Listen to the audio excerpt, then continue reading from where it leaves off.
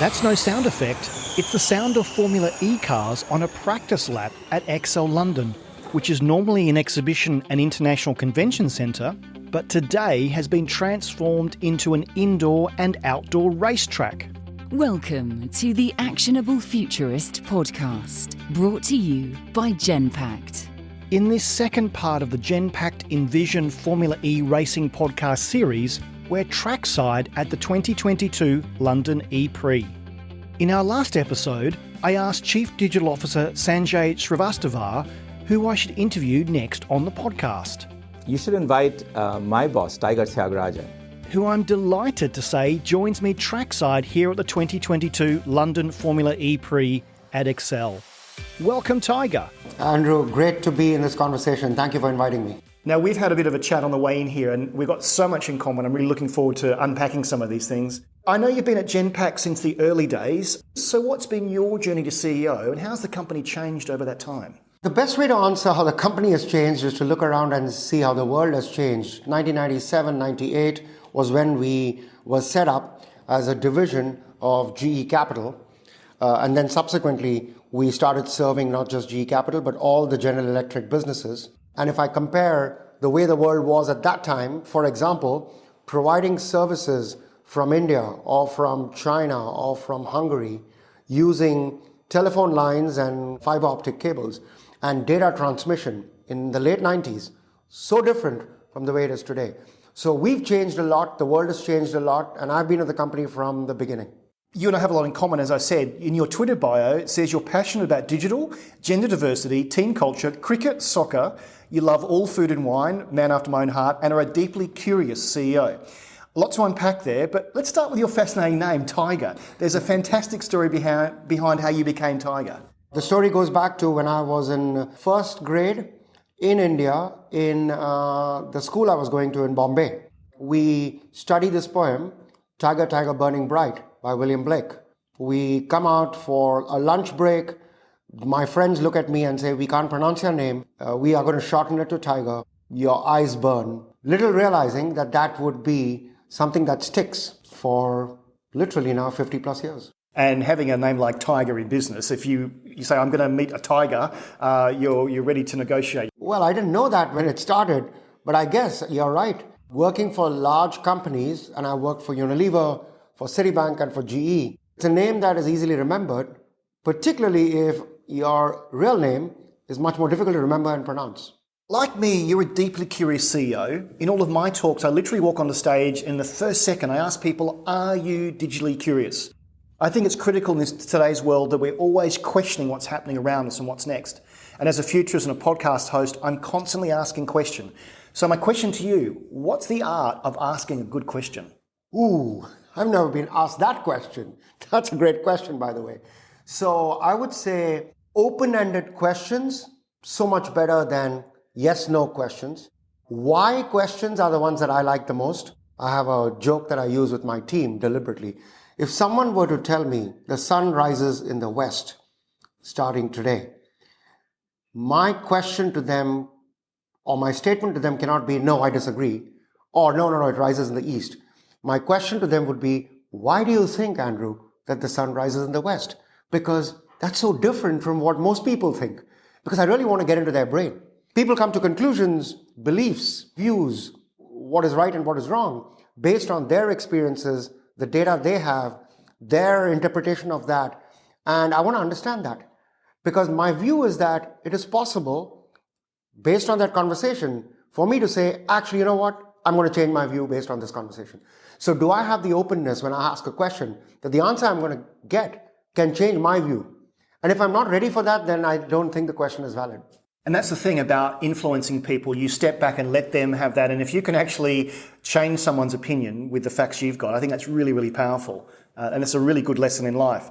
You're a big fan of lifelong continuous learning. So how do you, in practice, given you're the CEO of a 100,000 person company, keep being a lifelong learner? Give me some tips about how you do that. You have to almost believe that leading a 100,000 people company, the complexity, etc., and learning are actually the same.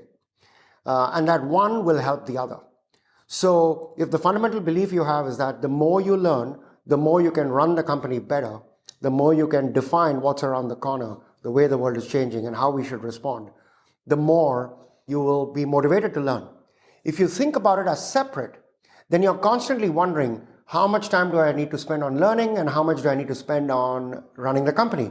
And you're constantly saying, I think I'm spending too much time learning and I'm not running the company well enough. So this notion of strike a balance, I don't understand that. You shouldn't strike a balance if you believe that actually the two are completely interconnected. Now, we were talking on the way into the event today that you actually are a huge fan of podcasts. Is podcasting one way that you learn? And maybe you can give some advice to other executives about how to actually become or facilitate continuous learning. Podcast has become one of my primary ways of learning. It's only about 5 years old that I stumbled on to listening to podcasts. But very quickly, I went from my first and second podcast to now, on an average, between 15 and 20 hours a week. I walk and run, and during my walks and run, I listen to podcasts. And I deliberately listen to podcasts on topics that are not necessarily directly connected to my work. So I will be listening to your podcast. I listen to podcasts on topics that I have become interested in. Sometimes because of listening to one podcast, I become interested in a topic that then opens up a whole avenue. An example would be, I started listening to a lot of podcasts on AI and machine learning. New topic. It was something I wanted to learn. And I said, podcast is a great way to understand how other people think. In those discussions, I realized, actually, I'm very interested in understanding how the mind works. So that took me to listening to podcasts on brain and how it works and evolves, which has then now taken me to how life has evolved on Earth over 4.5 billion years and how life potentially could exist in an exoplanet. So from there, I've gone to cosmologies. Well, that's great that it's actually stimulated your thinking about other things. I want to talk about reskilling, and I talk to my audiences a lot about digital apprenticeships, not just for those just out of school. I believe there's a huge opportunity to upskill and reskill those who may have been out of work for a while, perhaps changing careers. What's your philosophy about upskilling and reskilling, and how do you do this at Genpact? I think, Andrew, that's the single biggest challenge that the world faces and has faced, I think, ever since there's been a rhetoric around the rise of technology, therefore machines will take over jobs, etc. And I've always had the view that when Excel spreadsheets became ubiquitous or the calculator became ubiquitous, people stopped doing arithmetic, addition, subtraction, multiplication, division on a piece of paper. That didn't eliminate jobs. It just changed jobs. But then people had to get very familiar using an Excel spreadsheet and a calculator. That applies to all technologies. And the only way you do that is by constantly skilling and reskilling yourself, having an organization that actually encourages that, creating a culture that does that, communities that do that, governments that do that. And it goes back to the core of another belief I have, which is the world of I'm going to go to school and college and get educated for 20 years, and then I'm going to work and contribute to work and companies and society and get paid for it for 40 years based on my 20-year education. And then I'm going to live a life of leisure and retirement and enjoy everything for the next 30, 40 years. I think all that has changed. I think it's about every year I'm going to contribute, but every year I'm also going to learn so that I can contribute the next couple of years. So if you don't do that, I think you're going to fall behind. And therefore, at the age of 60, I spend time learning because I think I have to. I don't have an option. So when I do that, I think it hopefully becomes a role model for the company to do it. It's so true. I mean, my father actually did a PhD when he was 70, 75. It took him 10 years. But he was constantly learning, and I think 75. Yeah. And he's mentally and physically very, very healthy, and I'm happy at 86 he's still that way. And I think part of it is because his mind is so fit. And so what you're doing, everyone listening to this podcast, just be curious, keep learning, because the mind is exercise. I think it keeps you physically and mentally fit as well. I think it's one of the ways to have a much longer life, and more importantly, that long life being a very healthy life. It's how do you keep your brain active? In talking to you for the hour or so we've had together already this morning, I can see that you're very empathetic. Do you think empathy can be a significant differentiator as a leader in today's world? Always has been, and again, probably more than ever before. We are in a world that not necessarily everything is great. We are in a world where the distinction between the haves and the have-nots keeps increasing. We are in a world where there is a digital divide, there is an education divide, there is obviously an economic divide. It's important as the world keeps changing, and I as a leader and our business responds to that change that we understand what is on other people's mind, what is their situation, how do you put yourself in their shoes? It could be a client, it could be your employee, it could be the investor, it could be the community. So all four stakeholders that we serve, investors, clients, our employees and talent, and the community, putting yourself in their shoes allows you then to say, therefore, when I say this, this is how they'll receive it. This is what I need to explain to them. This is what is important for them. I've understood it. And therefore, this is what is going to work for them. So I think empathy is probably more important than it's ever been. And the pandemic, in some ways, highlighted how important it is. I want to touch on that because the last 2 years have been challenging for everyone. So how do you build leaders in a remote-first environment? So I hope it's not a remote-first environment, because that almost feels like it's remote and everything else is a little bit of, non-remote. I hope it's a mixture that we call a hybrid and flexible, where it's remote mixed with physical and social and so on in the right balance for the right things. There's a real advantage of remote. I'll give you one that we found. As you know, we have more than 100,000 people. We hire 20,000 plus people a year, and they are all across the globe. And we're going to teach and train them on some of the things they need to learn, both about the company and how it works and the culture and so on, but also about what's important for the client. Doing that in a remote environment gave us a big advantage that we realized only after we did it. A little bit shame on us why we didn't do it earlier. The advantage is that when you have 100 people spread across 30 cities across the globe, how do you get 5 experts in the company to speak to them for 2 hours on a topic that they are the best to speak and excites those 100 people? And then they go away, and the next person who comes in from another part of the globe speaks about a completely different topic for the next 2 hours. Our ability to bring the best experts to teach 100 people, 200 people continuously across the globe without having to orchestrate it where they all come together, and then this person who's supposed to teach has to spend 3 days traveling in and out of the location that he has to teach at or she has to teach at. You open up the world of possibilities dramatically. And of course, you also open up the world of possibilities of who you hire.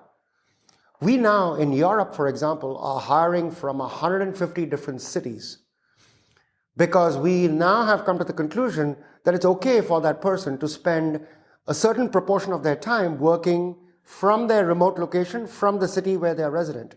And every once in a while, we bring them into a hub location. They all don't need to relocate to the hub location.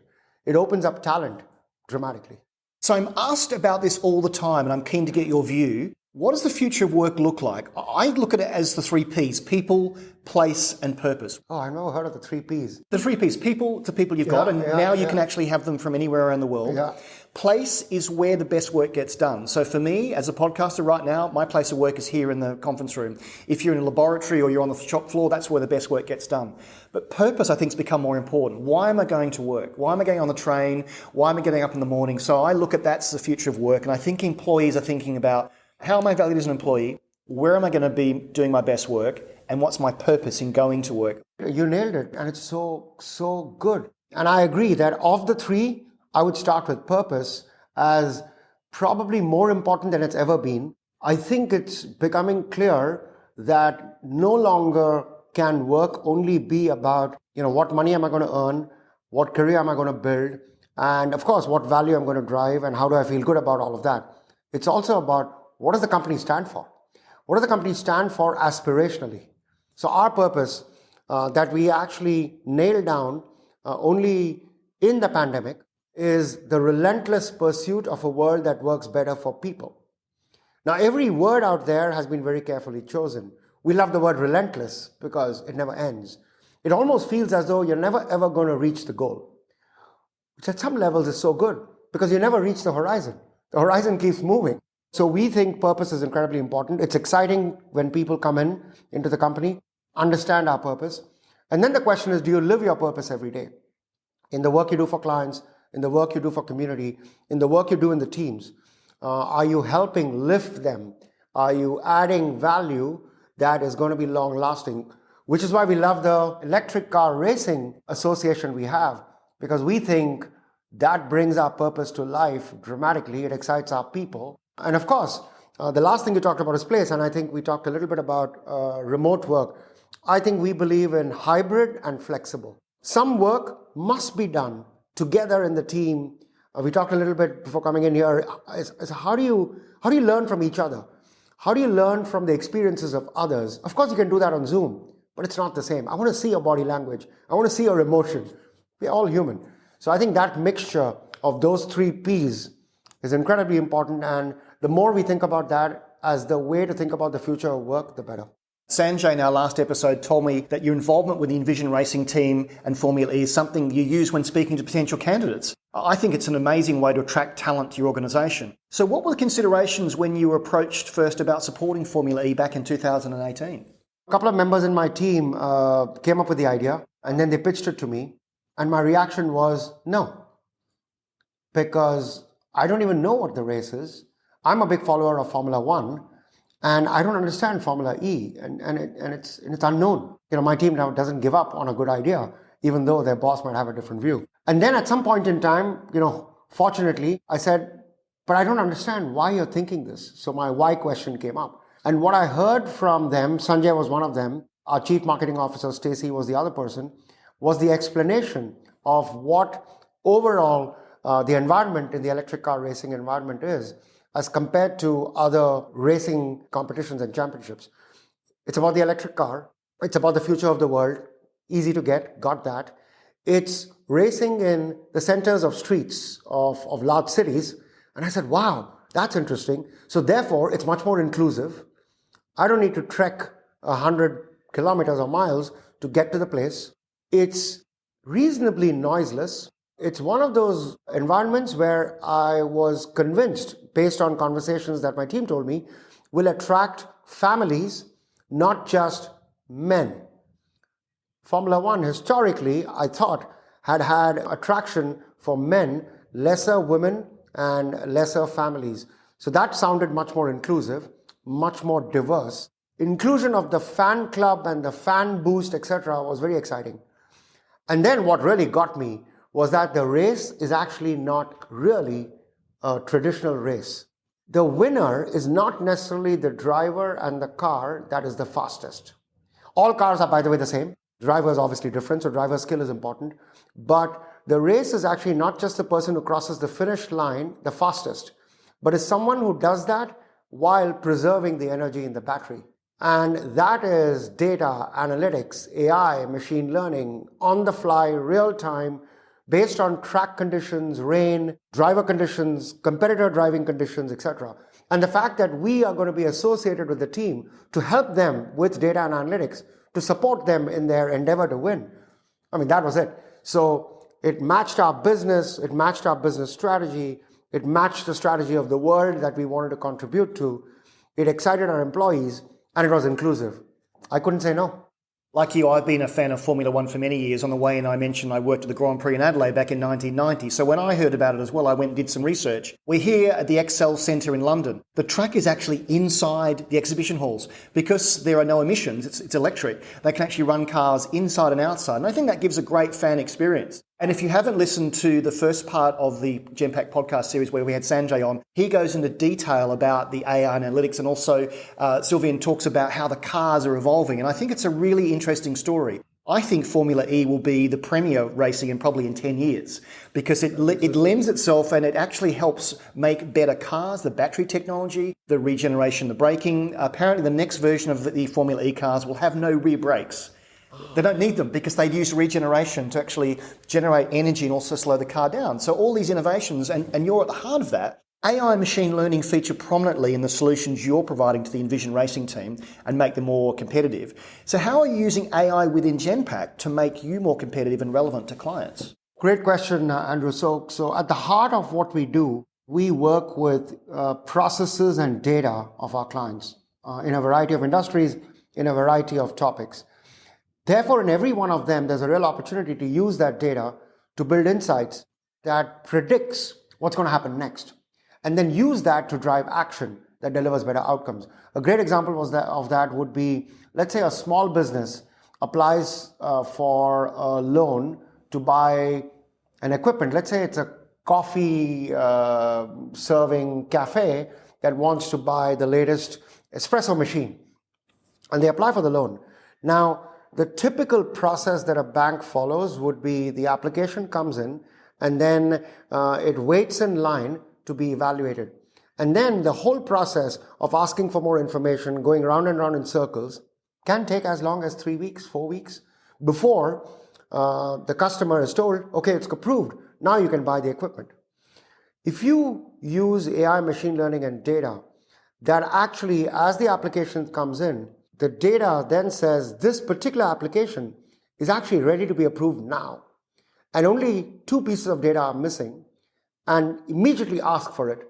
So the chances of picking the right application to speed it through the process that has the highest chance of being approved allows the bank or the financial institution to lend better, to take on better risk, to actually do it so much faster. The customer benefits. In fact, the customer is often willing to pay a little bit more on interest rates. So everyone benefits. And then the coffee machine is available earlier. Consumers of that cafe are getting better coffee. So it's a simple example of using AI and machine learning to improve the world. And that applies to someone applying for an insurance. That applies to an invoice coming in that needs to be paid to the supplier by a large enterprise. And we manage a lot of those. This is a small business that needs to get paid. If we can do it faster and more reliably by actually predicting when an invoice comes in, whether it's actually accurate or not. Because if it's not, then you quickly tell the supplier, this is missing, please give me this information, rather than telling that person 10 days later. In which case, the person has lost the opportunity to get that money 10 days earlier. So our business uses data to build insights to help our clients take action and deliver outcomes. And often we drive those actions and outcomes in the operations we run a lot. And therefore, AI and machine learning is very core to what we do. So just back to the sponsorship of the Formula E, I was fascinated that you initially said no, and again, you wanted more information. So what surprised you most about what you've learned from the last 4 years of working with Envision and Formula E? What's amazed me is the initial reaction I had of, this is not going to become big enough, to now it is on a path to become big. And you earlier said just in this discussion, it could one day be the biggest. I still love Formula One, so that'll be a nice competition. But you're right. The other learning I've had is that it's pretty clear that innovation done in a racetrack like this, in the electric car racing circuit, sometimes edgy innovation of the kind they talked about in braking, then becomes the basis on which it gets more broad-based commercialized. After all, going to the moon, NASA, on all the innovation that happened there, ultimately found its way into society. I think that's the other thing that has kind of surprised me positively, and I can see that happening in spades. Now, you're one of a number of Envision sponsors. I'm sure there are some very complementary experiences. Johnson Matthey, for example, are a client of mine. What are you learning from this unique sponsor community? A number of them are people who manufacture equipment. A number of them are people who, once they manufacture the equipment, they actually have sensors that actually sense data coming in from the equipment. After all, our analytics team that supports the racing team gets information from sensors sitting inside the cars, literally real time. And I'm talking about terabytes of data. It's amazing how much data a car can produce, but it's a function of thousands of sensors sitting inside the car. Some of the learning we've had from there, we've taken to some of the large equipment manufacturing companies that we serve. We serve companies that make large aircraft engines, planes, big equipment in a hospital. And if you can monitor, let's say, the MR equipment inside a hospital real time and actually identify a problem that could happen 2 weeks from now because you're seeing the signals, and then you tell the hospital administration, we need to fix that machine before it breaks down, that's actually saving lives.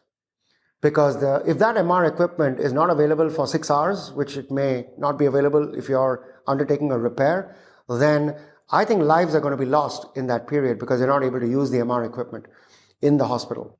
Learning coming from something like this, we then take into our main business, which then impacts our clients, delivers value to them, of course, to us and our employees and also the community.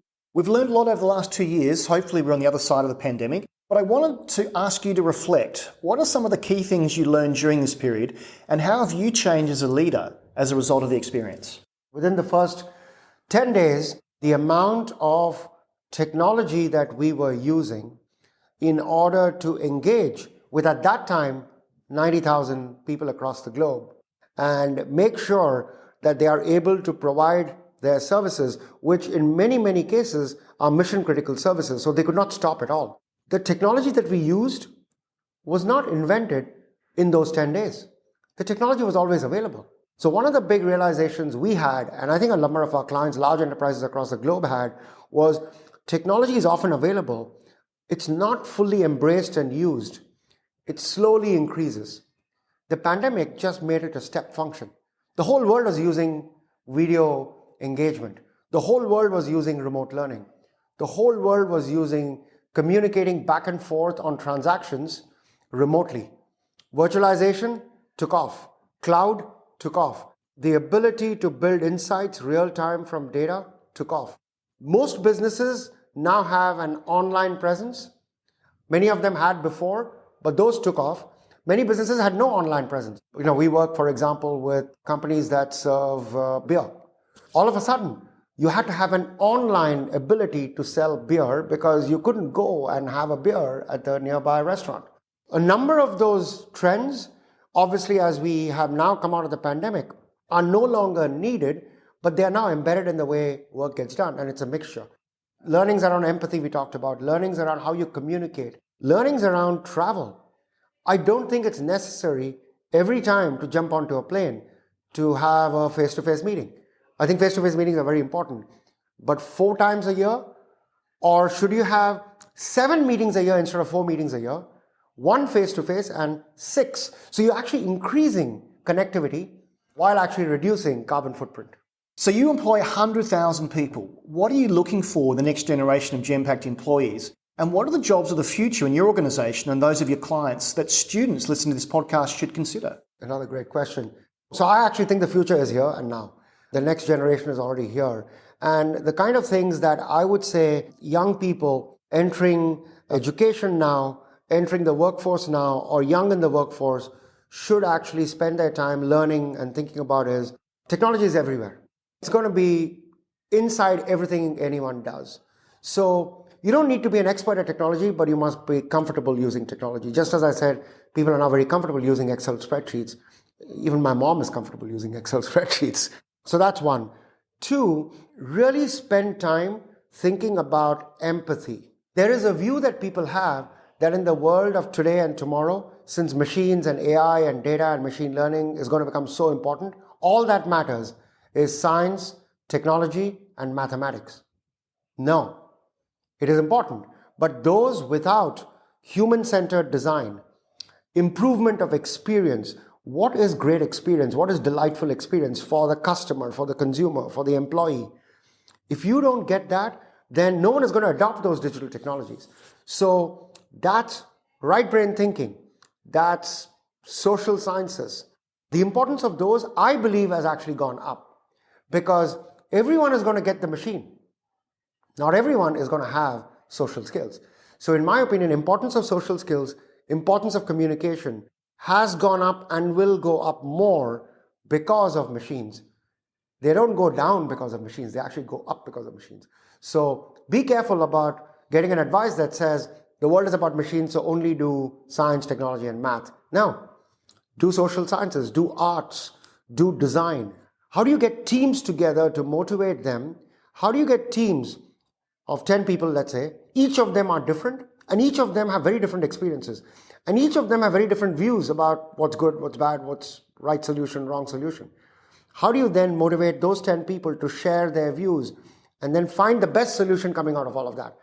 That requires a very different skill. Almost out of time, but I want to talk about things that you do outside of Genpact. You're heavily involved in Catalyst, a global non-profit supported by many of the world's most powerful CEOs and leading companies to help build workplaces that work for women. So how important are organizations like Catalyst in helping with diversity and inclusion? Oh, incredibly important. My view is that we all learn based on our experiences, what we do, what we try. Based on that, we learn, our teams learn, and drive improvement. So if one of the things we're trying to drive is make our organization better to build leadership around various diverse groups, an example being gender diversity and women, then we have our learnings. But our learnings are based on our experiences. How do you get the experiences of 100 companies, of 1,000 companies, all of whom have had different experiences, to the table, share them, build practices that we think are the best of the best, and then take that back into the organization and then use that. So really, how do you get collective intelligence? I think the best phrase that I would pick is, I think the world is about collective intelligence, whether it's a team and the collective intelligence of a diverse group around the table, or it's collective intelligence of different organizations that actually bring their learnings on a topic to the table. And the Catalyst organization does that. And I found them incredibly useful for our journey on gender diversity. We've made material progress at the board, at the leadership team, at the mid-level, and at the junior levels in the company. We still have some way to go, and the world has still some way to go, but we've made great progress. We're up to my favourite part of the show, the quick fire round, where we throw some questions at you and see how you respond. iPhone or Android? iPhone. Window or aisle? Aisle. Online or in the room? Both. Good answer. Your biggest hope for 2022 and beyond? That we will take the lessons of the pandemic and make the world a better place. That we will pay attention to things that are important for today and tomorrow, but we do pay attention for things that are important for 10 generations from now. What's the one technology or platform you're most excited about? AR, VR. What's the app you use most on your phone? Zoom. The one thing you won't be doing again post-pandemic? 200 days on the road traveling. What's the best piece of advice you've ever received? The best people to learn from are people deep in the organization who are not just part of your team, but are people who are working for people who are working for you, or people who are working for you. I learn the most these days from people who are 25 and 30-year-olds who come into the company and teach me about crypto and NFTs and AI and machine learning and Python. Topics you can also listen to on the podcast. Right. What are you reading at the moment? I'm reading The Evolution of Apes and Mammals, how the battle was won on Earth, where mammals have become some of the cleverest species on Earth, and man is an example of that. Now, Sanjay nominated you as the next person onto the podcast. Who would you invite next onto the podcast? Shibu Nambiar, he's our Chief Operating Officer for Europe. And I think the spin you will hear from him is, what does this all mean in the context of Europe, with its multiplicity of languages, diversity, culture, and great organizations that are based here? I think it'll be great to have him talk to you. Final quickfire question. How do you want to be remembered? The legacy you leave behind is about what people do after you're gone from the organization, after you're gone from the team, and the practices that they've learned that they then pass on to the next generation and the next generation, and obviously change it based on new learnings that they have. Continuing that culture is hopefully something that I can look back and be proud of, including, therefore, the impact they have on the world around us. Now, as this is the Actionable Futurist podcast, what 3 actionable things should our listeners do today when it comes to becoming a lifelong learner? Meet and talk to as many people who are different from you as possible, different from experiences, different from backgrounds, different. Don't talk to people who are exactly like you, because you may not learn much from those same people. Second would be use all kinds of new technologies and media available to learn. Ultimately, I think AR, VR will be a fabulous aid to learn, because you can actually experience it without having to actually be there. And the third would be, do not think about learning as being different from living. Find a way to make it all one and the same, in which case you will not have to find separate time to learn. Tiger, how can people find out more about you and your work at Genpact? I have a LinkedIn, Tiger Tyagarajan. You can go to our website, www.genpact.com. Take a look at some of the interesting work that our people are doing, our teams are doing, our clients are doing, including the work that we're doing with the electric car racing team. Thank you so much for having me here today. I'm going to go and watch some racing, as you are as well. A fascinating discussion. I'm glad we had the time to talk, and thank you so much. Andrew, thank you so much, and hopefully we have a great time at the race today. Thank you for listening to the Actionable Futurist Podcast, brought to you by Genpact. You can find all of our previous shows at actionablefuturist.com. And if you like what you've heard on the show, please consider subscribing via your favorite podcast app so you never miss an episode.